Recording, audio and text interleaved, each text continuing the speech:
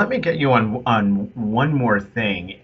This is a report from the Southern Poverty Law Center that came out last week, and I just wrote a column about it. I talked about it on the show yesterday.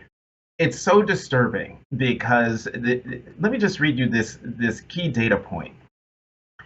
Nearly 7 in 10 Republicans believe some aspects of the racist Great Replacement conspiracy, that whites are being, that people of color, non-whites, and immigrants are purposefully being brought into the country to replace white voters.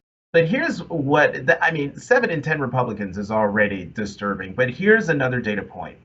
Overall, 48% of Americans agreed that demographic changes in the United States were part of a, quote, purposeful plan to replace white voters. Would love your thoughts on that. Yeah, I gave a speech that I got a lot of grief about back in 2009, a Black History Month speech.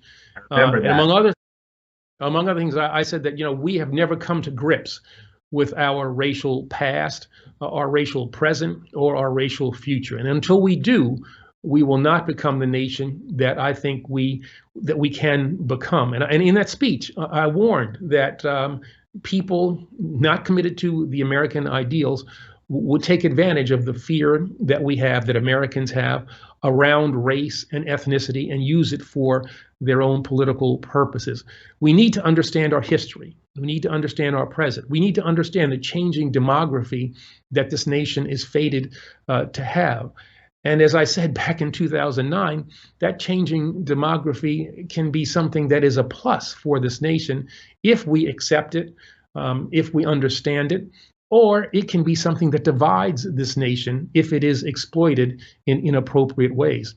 The fact that we are a changing nation, we've always been a changing nation, and that gives us a competitive advantage over more homogenous nations as we are competing around the world.